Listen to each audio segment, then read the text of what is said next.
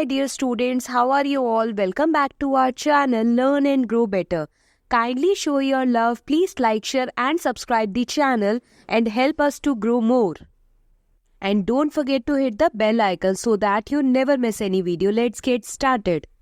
Today we are going to discuss the solution of revision test from chapter Light, class 7, Science.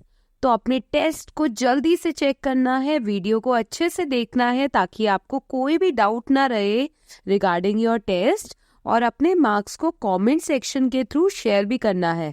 So are you all ready? Let's get started. It's solve science practice test 2. As you already know, ये test मैंने upload करा था channel पर, तो आप जल्दी से इसे सेल्फ असेसमेंट के थ्रू चेक करते हैं. So are you all ready? Let's get started. The test is from chapter 11, Light, class 7th. Total marks 10 mark का था. बहुत ही शॉर्ट एंड इजी क्वेश्चंस मैंने बनाए हैं, तो चेक करते हैं. फर्स्ट क्वेश्चन क्या है? State any 2 characteristics of image form by a plane mirror. तो प्लेन मिरर जो हमारे घरों में मिरर होते हैं to see our self is basically a plane mirrors, जिसे हम फ्लैट मिरर्स भी कहते हैं. तो प्लेन मिरर की इमेज कैरेक्टरिस्टिक बतानी है, कोई 2 कैरेक्टरिस्टिक्स बतानी है इमेज फॉर्मेशन की. तो मैं सारी कैरेक्टरिस्टिक्स बता रही हूँ, आप चेक करोगे आपने कौन सा लिखा है. The first one is virtual images formed. Second one is erect images formed. Virtual and erect भी आप साथ में लिख सकते हो या पॉइंटर की फॉर्म में अलग अलग आ सकता है. तो वर्चुअल एंड इरेक्ट हमेशा साथ आना है. अगर कोई एक भी लिखा तो दूसरा तो लिखना ही लिखना, तो ये आप एज अ ट्रिक की फॉर्म में ध्यान रखोगे. Third one is the image is laterally inverted. Laterally inverted. Fourth one is size of the object is equals to the size of image. Fifth one is the distance of the object from the mirror is equals to the image distance behind the mirror. These are 5 characteristics of image formed by a plane mirror. तो अब जल्दी से आपने check करना है और हर एक characteristic 2 ही लिखनी है बेसिकली, और दोनों जो है 1-1 मार्क की है. तो चेक करने के बाद अटेस्ट करिए और चलिए फिर सेकेंड क्वेश्चन पे मूव करते हैं. Give one use each of a concave and convex mirror. Concave और कॉन्वेक्स मिरर के आपको यूजेस लिखने हैं. Concave mirror is basically use in barber shop as used by ENT specialist, and even the concave mirror are used in solar furnaces, magnifying glass. So these are some uses of concave mirror. Convex mirror as a security purpose के लिए ATM shop पे use किया जाता है, supermarket में use किया जाता है. साइड व्यू मिरर, जिसे हम rear view mirrors of vehicles कहते हैं, वहाँ पर भी कॉन्वेक्स मिरर यूज़ किया जाता है. तो जल्दी से चेक करना है. 1 यूज आपको कॉनकेव मिरर का लिखना था एंड 1 यूज कॉन्वेक्स मिरर का लिखना था.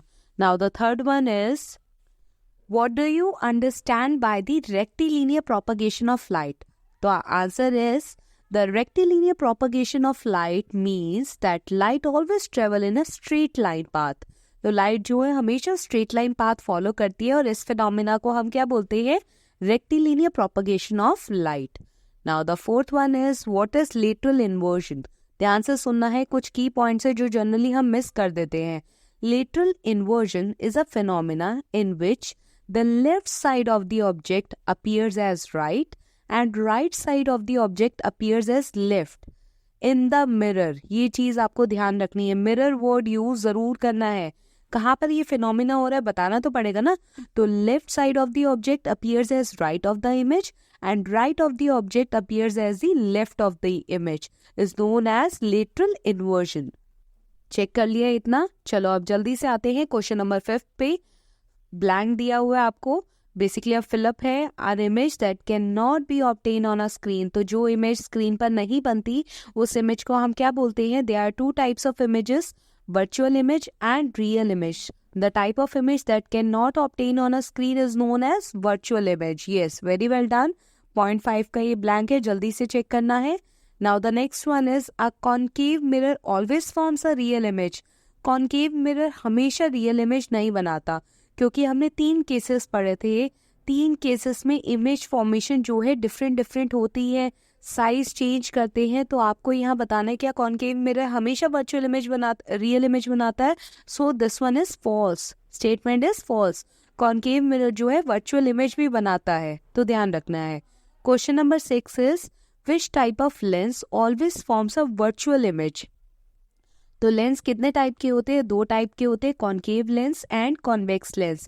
The correct answer is concave lens always forms a virtual image. Now the seventh one is, what is dispersion of light? The scattering of white light into its constituent colors या into its 7 colors is known as dispersion of light. तो ये हमारा correct answer है जो कि कितने mark का है? 1 मार्क का. Now the next one is, और इसमें आप विबग्योर के बारे में भी बता सकते हो, वो सारे कलर्स का डिस्पर्जन आप लिख सकते हो. ठीक है. 8th one is, if an object is placed at a distance of 5 centimeter from a plane mirror. तो आपको यहाँ एक प्लेन मिरर दिया है. अब ये प्लेन मिरर से ऑब्जेक्ट जो है कितनी दूर पे, यहाँ पर ऑब्जेक्ट ले लेते हैं हम, जो कि प्लेन मिरर से कितनी दूर है? 5 सेंटीमीटर अवे है. उसके बाद बोला है how far would it be from its image. तो यही ऑब्जेक्ट अपनी इमेज से कितनी दूर है ये आपसे पूछा गया है. तो आपको ध्यान रखना है, this is numerical based question और बहुत ही ईजी और इम्पॉर्टेंट क्वेश्चन है. अगर ऑब्जेक्ट 5 सेंटीमीटर दूर है अपने प्लेन मिरर से तो इमेज भी 5 सेंटीमीटर अवे बनेगी. तो टोटल डिस्टेंस ऑब्जेक्ट और इमेज के बीच में कितना हो जाएगा? 5 + 5 इज इक्वल टू 10. तो आप कैसे लिखोगे? पहले गिवन चीज हमेशा पहले लिखनी है. Object distance is equal to 5 centimetre.